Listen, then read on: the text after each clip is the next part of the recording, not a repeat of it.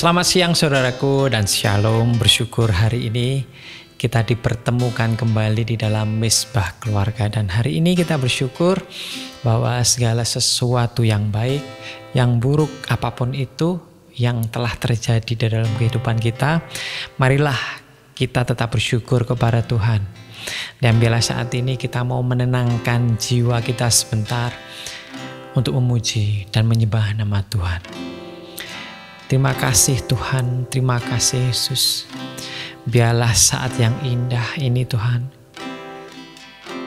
saat kami menghadap kehadirat-Mu, kami tahu Tuhan, Roh Kudus-Mu yang akan menjamah kami, kuasa-Mu Yesus yang bekerja di dalam kehidupan kami. Terima kasih Bapa, terima kasih Yesus. Saat indah ku berhadapan denganmu,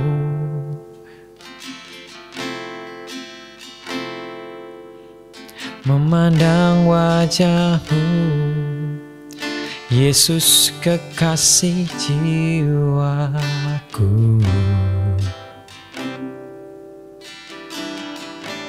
Terima kasih Yesus. Bawa daku erat dalam pelukanmu,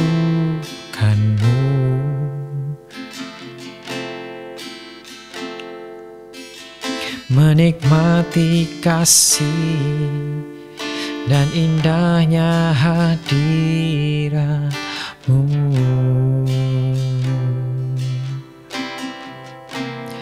Hadirat-Mu Tuhan, ku rasakan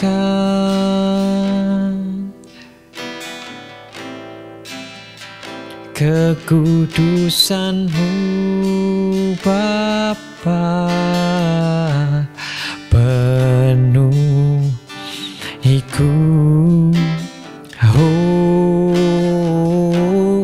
Ku rindu selalu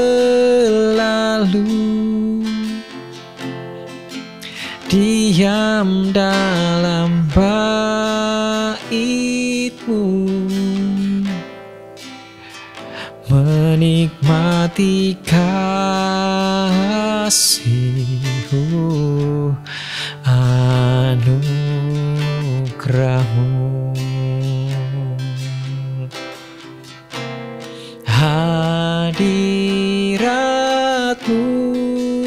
Tuhan, ku rasakan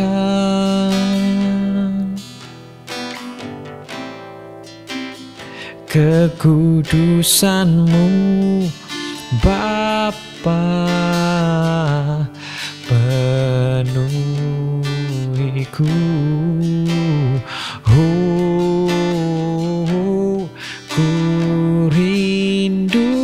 Selalu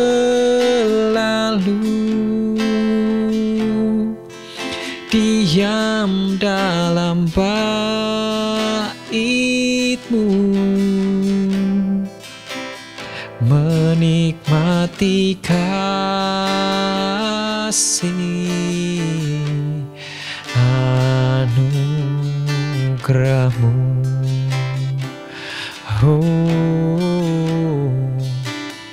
Menikmati kasih anugerah-Mu. Haleluya. Menikmati kasih anugerah-Mu.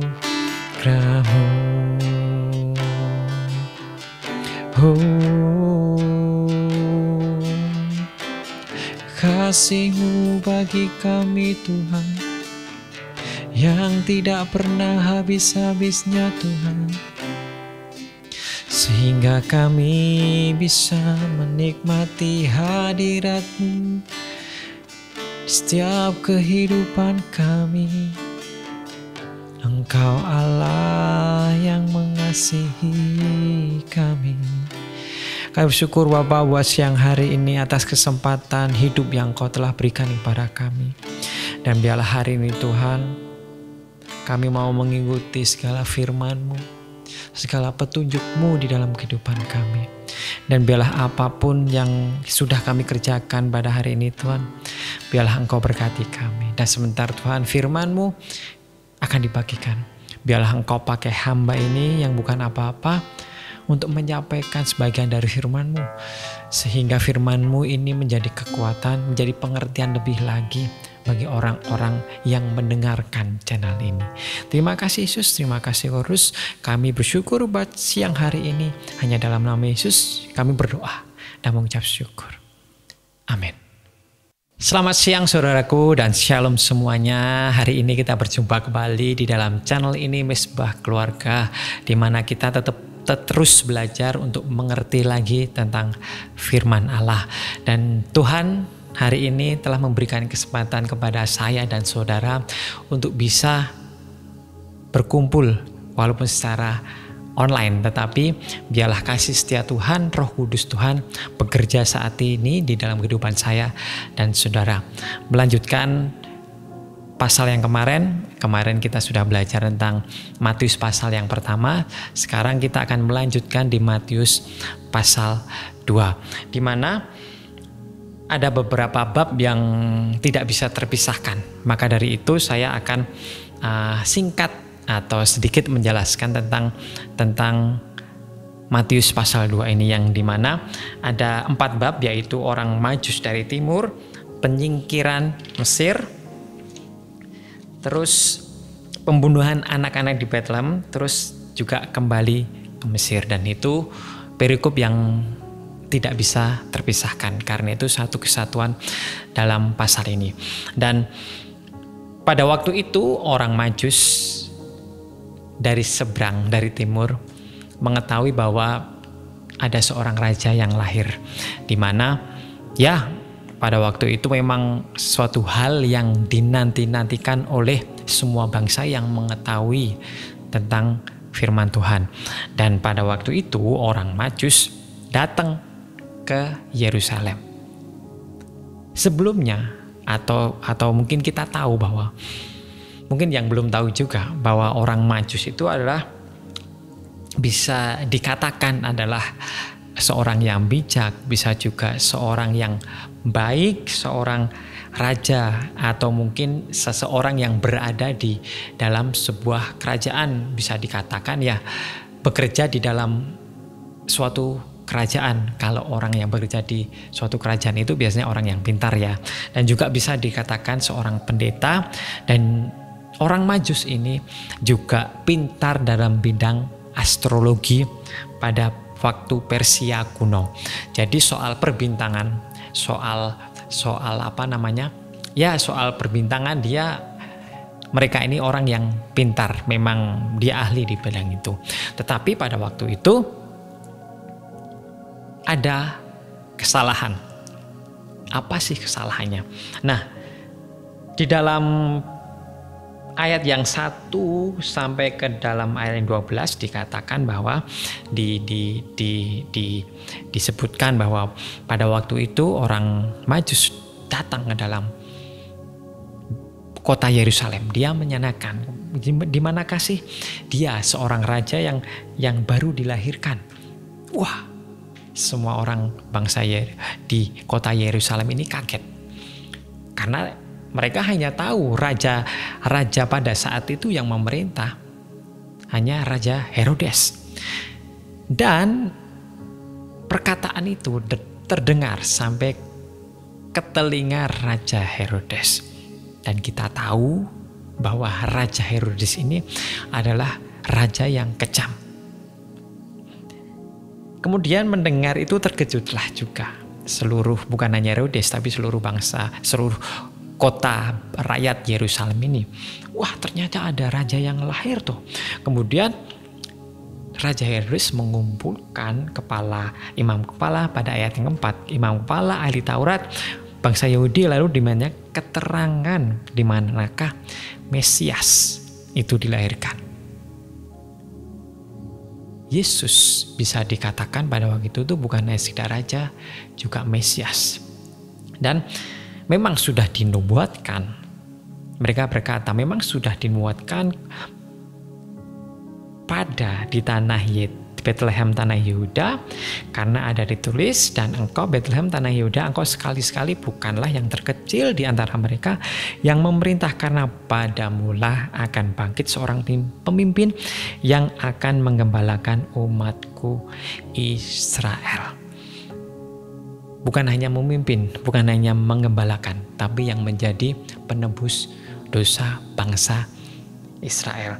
Nah, pada waktu itu diam-diam Raja Herodes ini memanggil orang Majus tersebut dan meminta dan memberitahu, bukan hanya meminta, memberitahu kepada orang Majus ini bahwa oh ini loh raja yang kamu cari, Mesias yang kamu cari ini lahirnya di Bethlehem.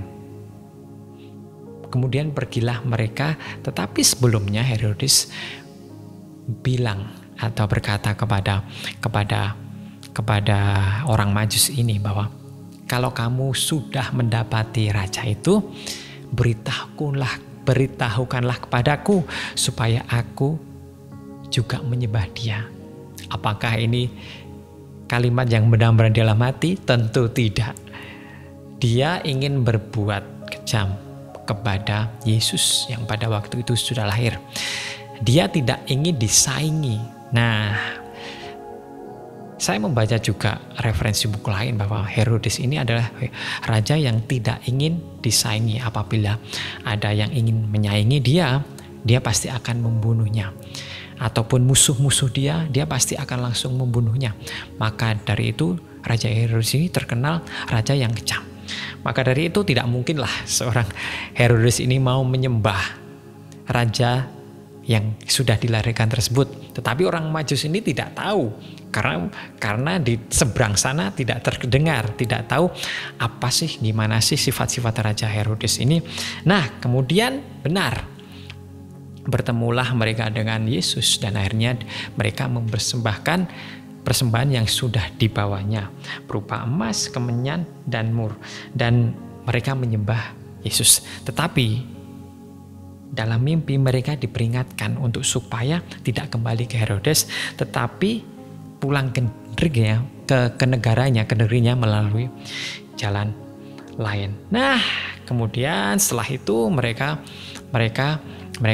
kembali, orang Majus ini kembali ke negerinya.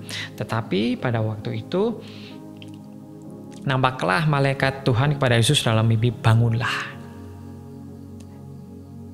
pergilah, larilah ke Mesir, karena Herodes akan mencari anak itu dan akan membunuhnya. Betul, malaikat memperingatkan Yusuf supaya segera lari, karena Herodes akan membunuh dia, karena tahu bahwa raja yang baru, raja yang sesungguhnya, yaitu Yesus Kristus sudah lahir, dan Herodes tidak mau dia disayangi oleh raja lain. Maka dari itu malaikat memberitahukan pada Yusuf untuk segera pergi. Kemudian setelah itu, nah ini terjadi kengerian. Setelah Raja Herodes ini tahu bahwa orang Majus ini membohongi dia, ataupun orang Majus ini memperdayai dia, karena dia sudah bilang dari pertama bahwa saat kamu nanti setelah mengetahui bahwa raja itu lahir, kamu beritahu aku, kamu kembali kepadaku. Ternyata tidak. Itu yang menjadi amarah Herodes. Tetapi bukan itu saja. Yang menjadi pertama sebab bencana ini terjadi, yaitu pembunuhan anak-anak di bawah 2 tahun di bawahnya, itu semuanya dibunuh oleh Raja Herodes, karena tahu bahwa anak ini besok akan menjadi sainganku, akan menjadi raja.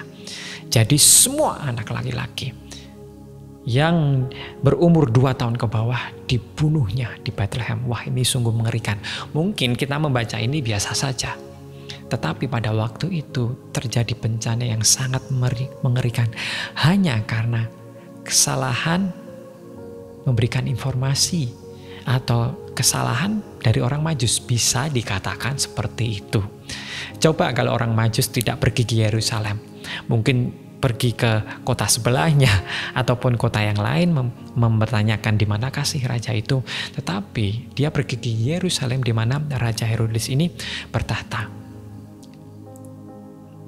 Yang kedua, dia orang Majus ini juga membohongi, memperdaya Herodes. Dia menjadi sangat marah. Dan pada akhirnya semua anak yang di bawah umur 2 tahun dibunuhnya dan terjadilah pembantaian pada waktu itu. Dan sebetulnya jikalau teman-teman meresapi, teman-teman benar-benar membaca firman dengan segenap hati, kita tahu bagaimana pada saat itu kota Bethlehem, seluruh keluarga, seluruh anak, seluruh mungkin kakak yang punya adik ataupun seorang ayah, ibu meratap. Dan memang sebetulnya ini sudah dimuatkan oleh Nabi Yeremia pada waktu itu di ayat 18 bahwa terdengarlah di suara di Rama tangis dan ratap yang amat sedih. Rahel menangisi anak-anaknya dan ia tidak mau dihibur sebab mereka tidak ada lagi. Ya, seluruh kota Bethlehem berkabung dan tangisan terjadi di mana-mana. Dan mungkin saat itu terjadi chaos di mana mungkin prajurit Herodes ini mengambil dengan paksa anak-anak umur 2 tahun di bawahnya. Wah, saya tidak bisa membayangkan pada waktu itu. Anak saya saja sakit, hati ini terasa sedih. Apalagi anak-anak diambil dengan paksa dan dibunuh. Bagaimana hal itu mengerikan sekali. Hanya kesalahan informasi dari orang Majus dan juga bagaimana orang Majus membohongi Raja Herodes, dan juga setelah mendengar semuanya itu, Raja Herodes ini juga dia menjadi orang yang sangat kejam karena keangkuhannya, karena keegoisannya. Memang dia tidak ingin disaingi. Dan lewat itu juga pada waktu itu juga setelah berapa tahun kemudian ternyata Raja Herodes ini mati. Saya juga mencari-cari apa sih sebabnya Raja Herodes mati. Ternyata saya tidak menemukannya. Tetapi pada waktu Raja Herodes mati, dia digantikan oleh anaknya yang bernama Arkelaus, di mana anak ini juga tidak lebih kejam daripada Herodes ini. Maka dari itu Yusuf juga diperingatkan lagi oleh malaikat lewat mimpi bahwa saat engkau kembali ke tanah Israel, janganlah engkau kembali ke Yerusalem, tetapi pergilah ke suatu tempat di Galilea, dan kota itu bernama Nazaret. Nah, Arkelaus ini juga tidak lebih kejamnya dari Herodes. Dia membunuh 3.000 orang yang berada di dalam bait Allah. Wow. Kita bisa mengambil suatu pelajaran di sini bahwa bagaimana jikalau kita berbuat sesuatu, jika kita mau melakukan sesuatu, bila kita meminta hikmat, meminta jawaban dari Tuhan. Ya, saya tidak tahu juga apa yang dilakukan oleh orang Majus ini sehingga dia, padahal dikatakan di sini loh bahwa dia orang Majus ini bisa dikatakan seorang pendeta, seorang yang pintar, seorang ahli astronomi, perbintangan. Dia seharusnya tahu bahwa oh iya, Yesus Raja ini lahir di Bethlehem, bukan di Yerusalem. Ya namanya manusia pasti ada yang namanya salah. Tetapi biarlah kita jangan bertindak sesuai dengan kehendak kita sendiri. Tetapi biarlah lewat firman ini memang sudah seharusnya ada kejadian ini bahwa ada pembunuhan anak-anak yang dimana di bawah umur 2 tahun dibantai semuanya. Memang ada seperti itu. Tetapi kita bisa mengambil pelajaran di sini bagaimana setiap apapun yang kita lakukan, biarlah kita tidak melakukannya dengan tergesa-gesa. Kita tidak melakukannya dengan terburu-buru, dengan mungkin keputusan kita sendiri, tetapi marilah kita berserah kepada Tuhan, kita meminta petunjuk kepada Tuhan. Dan juga kita bisa mengambil sekali lagi contoh dari Yusuf, bagaimana ia menurut dengan firman Tuhan, bagaimana beberapa kali, bisa dikatakan di sini 2 kali, di mana dia mau pulang ke tanah Israel, dia didatangi malaikat dan dia benar datang ke Israel. Tetapi ternyata pengganti Herodes ini adalah anaknya yang juga tidak lebih kejam daripada Herodes. Maka dari itu malaikat memperingatkan lagi untuk supaya tidak ke Yerusalem, tetapi pergilah ke tanah Galilea, di mana ada kota yang bernama Nazaret, dan pergilah ke kota itu. Dan kita tahu jikalau kita mengikuti rencana Tuhan, kita menurut dengan rencana Tuhan, ya mungkin akan terjadi suatu tidak semulus apa yang kita harapkan. Seperti Yusuf, itu adalah jawaban dari Tuhan loh.